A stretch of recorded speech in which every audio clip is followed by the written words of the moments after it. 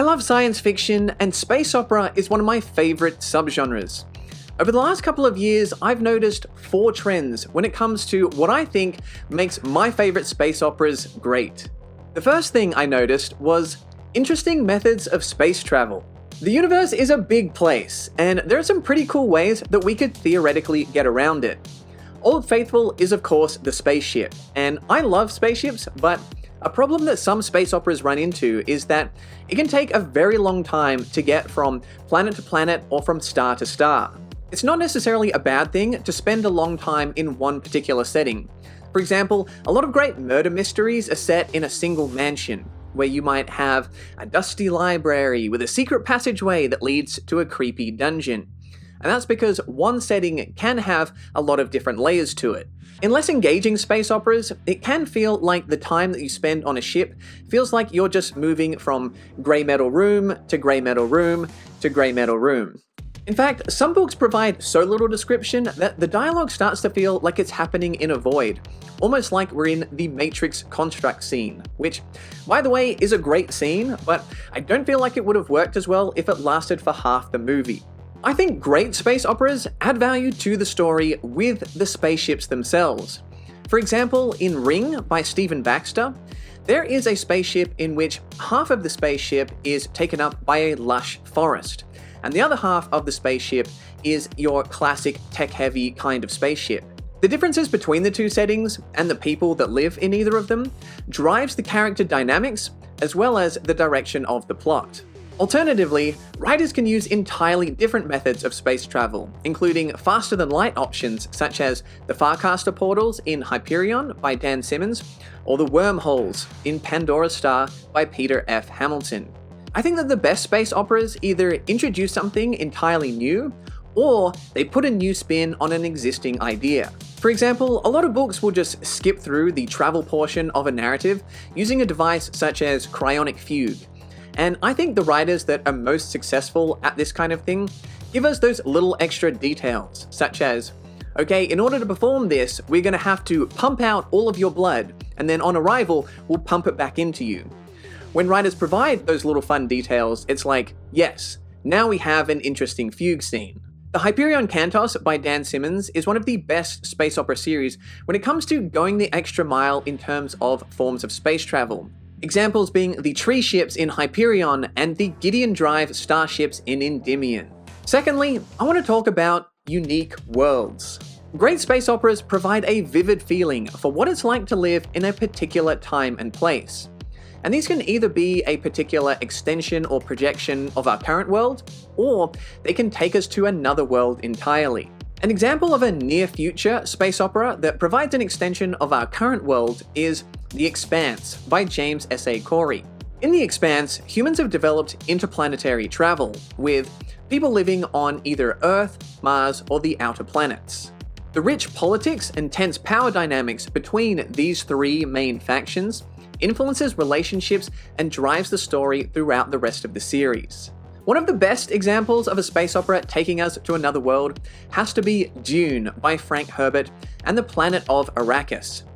Arrakis doesn't just feel like Earth, but with dry weather.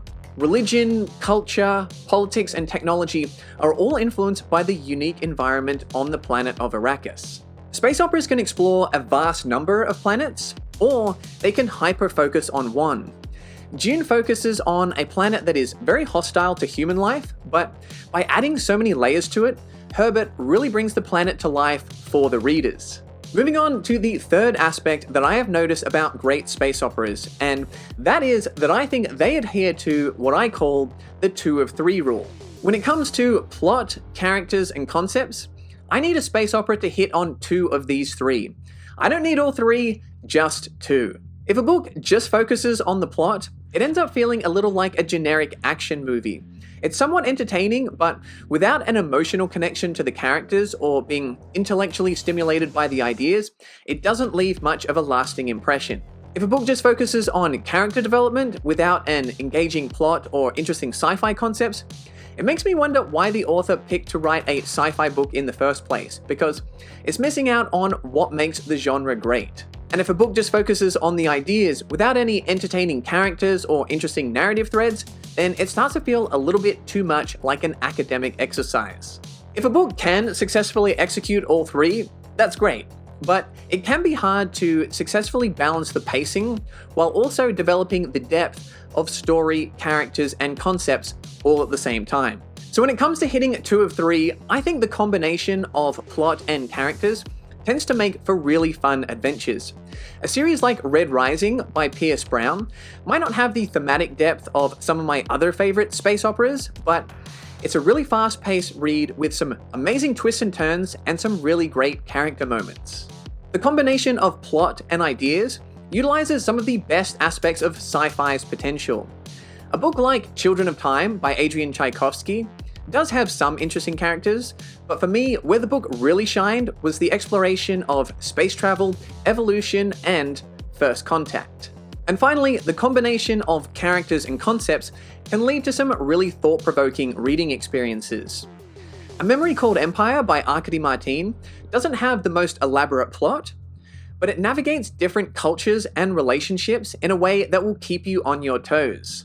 And just quickly, before we get to our fourth and final point, if you enjoy discussing sci-fi, feel free to join us on Discord. And if you really enjoy this kind of content, feel free to consider becoming a patron, where you can enjoy the benefits of becoming one of my robots, androids, or cyborgs like Nima and New Eden. And so the final thing that I think makes a space opera great is to go big. Put the opera in space opera. I don't know if you've ever been to an opera, I haven't, but it's not just ambient music with some mumbling vocals. It's a big stage with a big orchestra, big costumes, and big vocals. I want my space operas to take big swings, and one way to achieve this is to set your story over a long period of time. House of Suns by Alistair Reynolds and Ring by Stephen Baxter both take place over millions of years. I found these two stories absolutely mind-boggling. Another way to achieve this is to build an enormous world for us to play in.